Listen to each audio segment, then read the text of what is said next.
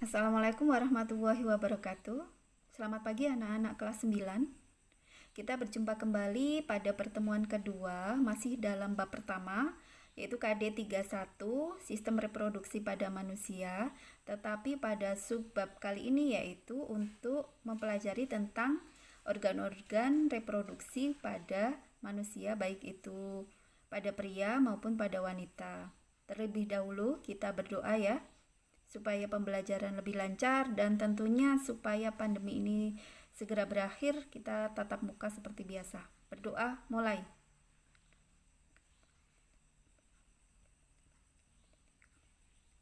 Berdoa selesai, oke.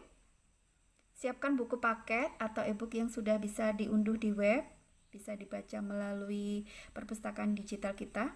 Oke. Kita lihat dulu tujuan pembelajaran kita pada kali ini yaitu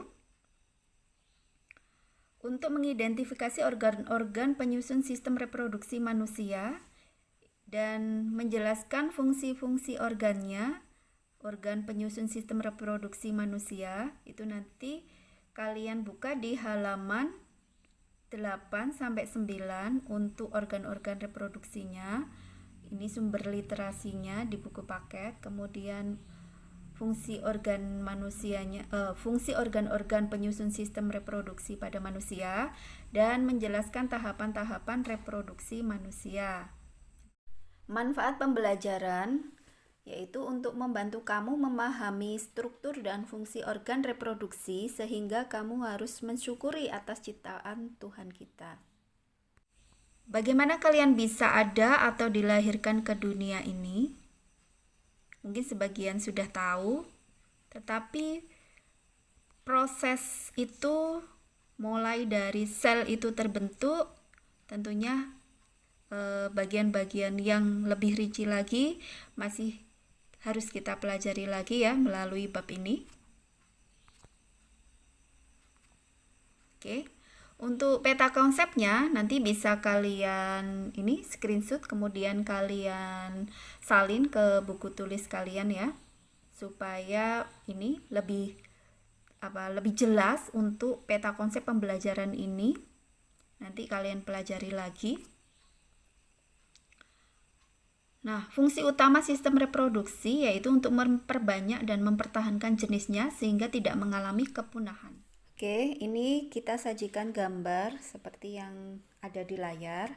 Kalian lihat di buku paketnya atau di e-book di halaman 8. Kemudian, kalian tulis alat atau organ reproduksi pada pria ini dan kalian tuliskan pula fungsinya. Misalkan di sini penis, fungsinya apa, dan seterusnya. Ini kalian sebutkan sebanyak 9 organ pada reproduksi pria. Sedangkan pada gambar ini adalah alat reproduksi wanita, bisa kalian buka di halaman 16. Kemudian di tugas nanti kalian literasi ya, kalian baca di halaman 16 itu, kemudian kalian tuliskan alat reproduksinya sebanyak 8. Jadi untuk reproduksi wanita kalian tuliskan organnya sebanyak 8 beserta fungsinya. Nah, contohnya di situ ada ini ya, vagina itu fungsinya apa. Selanjutnya, sekarang amati gambar berikut. Ada di halaman 25, kalian buka di buku paketnya halaman 25. Kemudian kalian jelaskan di sini ya, bagaimana tahapan perkembangan zigot itu dalam bentuk urean. Jadi dalam bentuk penjelasan paragraf ya. Kalian jelaskan di sini proses perkembangannya untuk zigot dimulai dari awal ya sampai dia menempel pada dinding uterus. Nah, kemudian di buku tulis kalian setelah kalian membuat semacam uraian penjelasan tadi berbentuk paragraf, kalian tulis dalam bentuk tabel tahapan perkembangan zigot mulai dari ovulasi hingga menjadi embrio. Itu kalian tulis tahapannya. Misalkan ovulasi, tempat terjadinya di mana? Ya, tadi sudah kita bahas. Oke, lanjut sampai menjadi embrio ya. Nah, kita berpikir apa ya? Nah, ini kita coba berliterasi ya, berliterasi dan bernumerasi. Pada beberapa negara, wanita yang hamil dapat melakukan USG untuk mengecek apakah bayi mereka tumbuh dengan baik. Gambar di bawah ini menunjukkan hasil USG pada janin yang berusia 12 minggu setelah fertilisasi. Pertanyaannya, janin tersebut melayang dalam cairan yang terlihat gelap pada gambar tersebut ya. Apa nama cairan itu? Kemudian yang B, apa fungsi cairannya itu? Yang C, tulis nama organ yang menghubungkan janin dengan rahim ibu yang berisi nutrien dan oksigen. Kalian tulis di buku tulis kalian. Kita akan cek bersama saat tatap muka ya. Nah, kesimpulan apa yang bisa kalian ambil dari pembelajaran kali ini ya?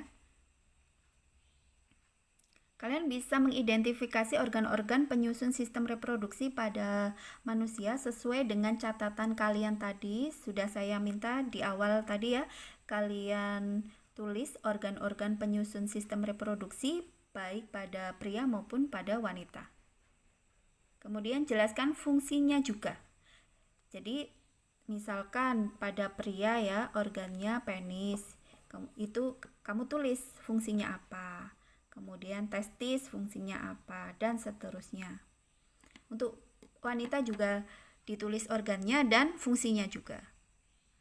Yang ketiga, yaitu tahapan reproduksi manusia dari ovulasi hingga menjadi embrio.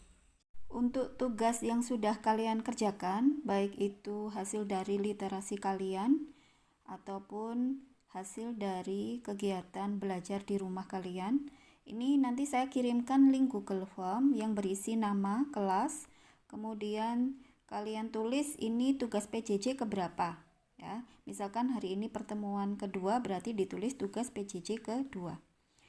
Nah, atau ada tugas PJJ berikutnya, nanti linknya sama, tinggal menulisnya tugas PJJ-nya diubah ya. Kemudian yang tambahkan file di bawah ini, kalian tulis di lembaran atau di buku tulis kalian tulis di buku tulis kalian yang hasil dari tugas kalian, ditulis namanya masing-masing ya, dan jangan lupa memberi kelasnya juga di setiap lembar yang kalian foto. Itu untuk tugasnya.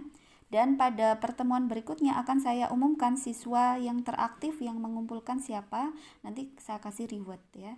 Saya kasih reward bisa berupa nilai ataupun reward yang bisa berupa hadiah saat pertemuan berikutnya di sekolah. Anak-anak, sebelum saya mengakhiri pembelajaran hari ini, perlu saya ingatkan kembali bahwa sungguh sempurna ciptaan Tuhan kita ini. Dan Tuhan itu Maha Tahu. Untuk menciptakan ciptaannya dari posisi ataupun letak organ reproduksi yang diciptakan itu sebenarnya sungguh luar biasa. Kenapa organ reproduksi kita itu ada di bawah? Supaya kita selalu jaga dan kita tutup dengan pakaian kita. Jadi jaga aurat kita, jaga sikap kita, jaga ini ya, karunia Tuhan dijaga sampai pada akhirnya.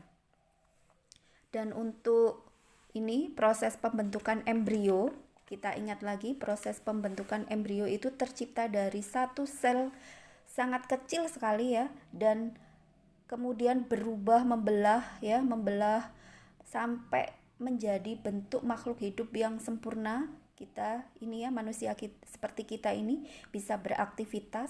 Untuk itu kita syukuri dengan cara meningkatkan ibadah kita.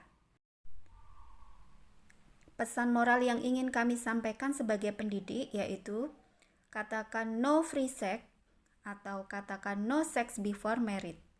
Ya, jadi untuk hubungan ini terjadinya Peleburan antara sel sperma dan sel ovum tentunya hanya bisa dilakukan saat adanya ikatan pernikahan yang sah menurut agama dan menurut negara. Oke anak-anak, demikian saya akhiri hasil dari kegiatan literasi, kegiatan pembelajaran kita hari ini. Wassalamualaikum warahmatullahi wabarakatuh.